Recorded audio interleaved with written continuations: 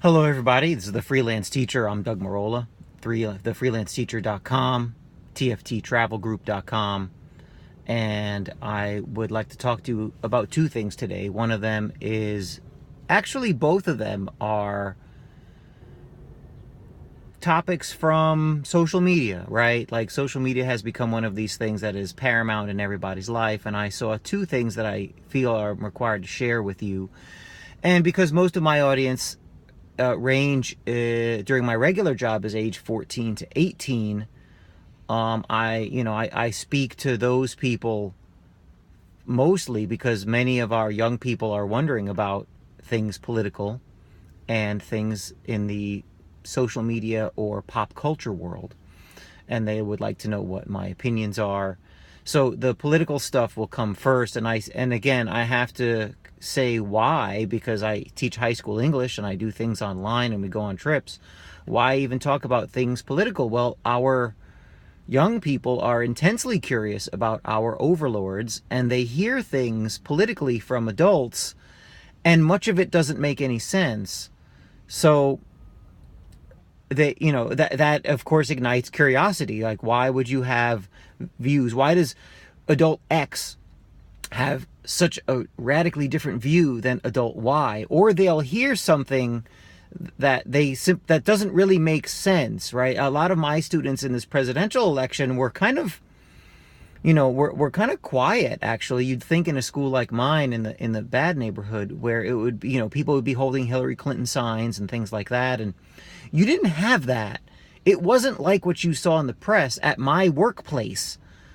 And so students would ask me, why do they say this, and why do they talk about Donald Trump this way, and why do they talk about Hillary Clinton this way, and why do they talk about their followers in a certain way? And so you have this media, political, social media, pop culture maelstrom going on, and young people are naturally curious about it. So there's been a question floating around social media, and it's a good one, that came across my screen from someone who's a high school friend of mine, and so this is someone whose opinion I respect, even though I don't agree. It's somebody with consistency in thought. But the question was, where are and it was dealing with Donald Trump's supporters and fans. And it was like, where are Donald Trump's fans now with all of this chaos and nonsense going on in the administration?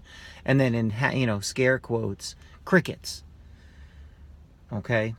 And that's a good question. Where are the Donald Trump people now that you have all of this chaotic stuff? It seems like they can't figure out which way to face. People are getting hired and then fired within a week. It seems chaotic and directionless.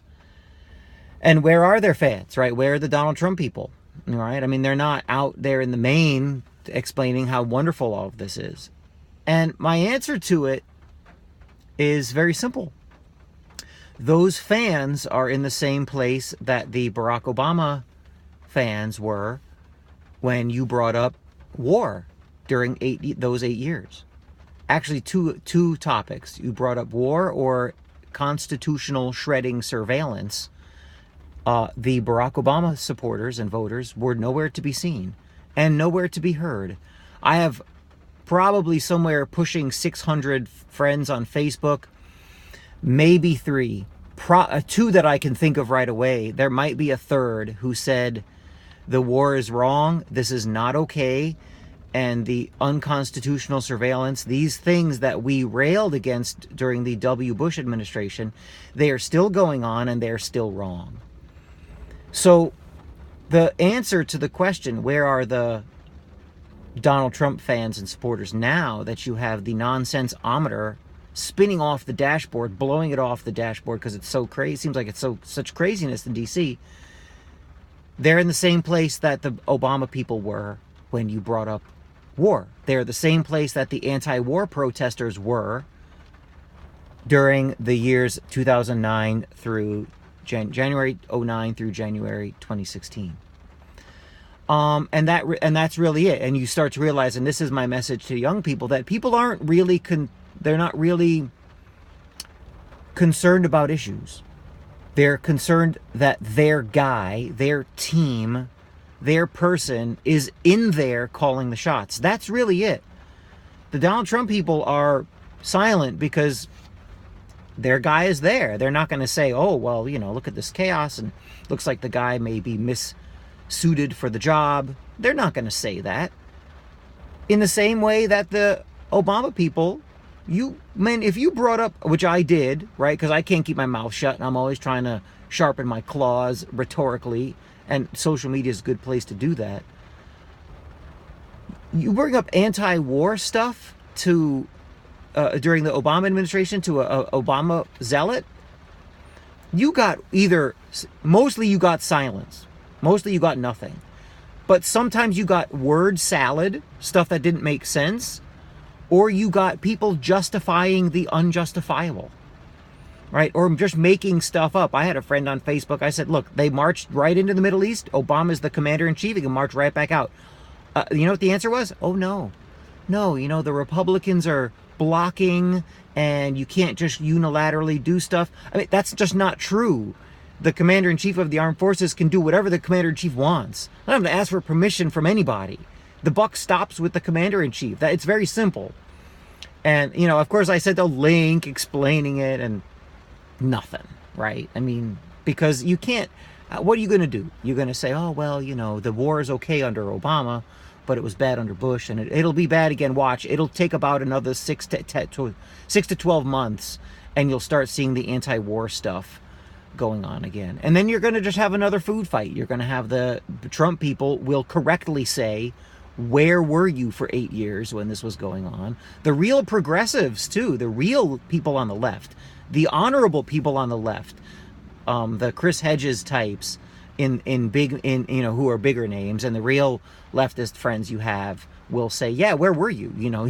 You're being hypocritical. You don't care about war. You just care that your guy is in there in the big share. So that's one of the questions. And the second thing is, I'll take a little less time on this, is the movie Dunkirk, which I have not seen. I know the history. I love history, and I read mostly nonfiction, and much of it World War II, World War I, public works history. They're talking about another thing that came across my screen. People talking about Dunkirk. Is it and there's a term, whitewashed, which is kind of a weird thing, a weird way of saying there are too many white people in the movie. Now that alone is a little weird, because most people aren't counting the color of people in a movie. They're going to go to a movie to be entertained. So one, Dunkirk is not a documentary. It's historical fiction. Second of all, who cares, right? Who are you that you're talking about, that you're counting the number of people, and it's too white? And is too white bad? First of all, if it's historically incorrect, it's a movie, not a documentary. Second of all, you can look these things up, the percentage of people and their ethnicities in Europe, which in 1940, when the Dunkirk event happened, the population percentage of white people in England was well over 90%. I don't know the exact number, but it was a white country. Okay. It's just strange that you see this kind of, and I'll say it like it is, it really seems to me like anti-white bias.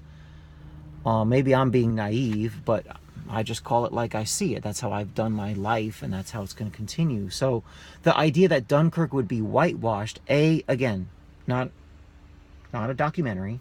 Two, what does the historical stuff say? Is it wrong? And then the other thing is there is too many white folks, that it's couched as a pejorative. That's somehow whitewashed that's just a terrible thing. Those awful white people. Right now you're judging people by their skin color. We teach, at least I do, that you're really not supposed to do that. You're not supposed to judge people by how they appear on the outside. The second thing is, what am I up to now? Fourth?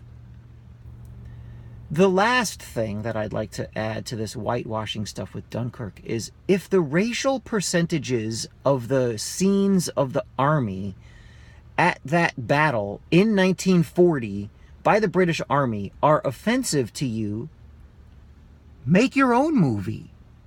Why don't you make a movie filled with Indian Punjabi soldiers. That's the knock on the thing is, oh, well, the South Asian Indian forces fought, bravely in World War II, which is, again, a weird angle.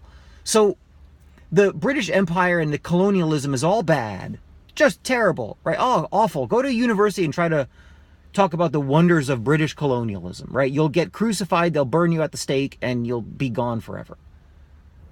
But now, so that's bad. But whitewashing Dunkirk, you know what they're not doing? Those brave soldiers who fought to uphold Britain and its empire in World War II.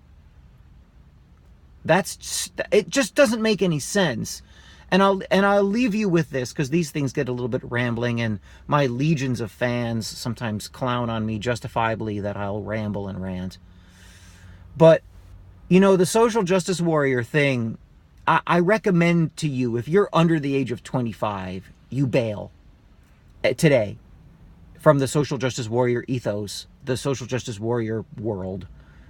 Many of you are in it in high school. Anyone in a reasonably mainstream university, probably if you're in a university, you're buried in social justice warrior stuff. If you're in that, I recommend today, August 7th, you get out. Because none of it makes any sense. And you're worrying about all kinds of things that are wasting your time. Like the percentage of white people in a Hollywood movie that are white in the British Army. And you're not honoring the Indians who fought to uphold British colonial government. Come on, people. Enough is enough. All right? My message to you as a young person. An adult, you're a social justice warrior adult, whatever, do your thing. But if you're under 25, particularly if you're under 20, you got to bail from this nonsense. It's just too much. And the last bit is, by the way, Dunkirk happens to be explosive in the Indian box office. The Indians love Dunkirk. Apparently it's one of the few movies that is not dubbed in the native language. It's just in English, and people can't go see it quickly enough. So while social justice warrior loon in the United States and Europe, while they're worried about the percentage of white folks in the British Army, it's whitewashed, the Indians are lapping it up and can't get enough. So let that be your message to which path are you going to go down? Social justice warrior nonsense, which is going to just financially dive bomb you, or make something that people want to see. Who cares about that other stuff? And just live life to the fullest and enjoy stuff that's created and ignore stuff that you don't like. All right, take care. That's my message / rant. I know 13 plus minutes. It's a little much even for me. But that's it for today. freelanceteacher.com, tfttravelgroup.com. I'll talk to you next time.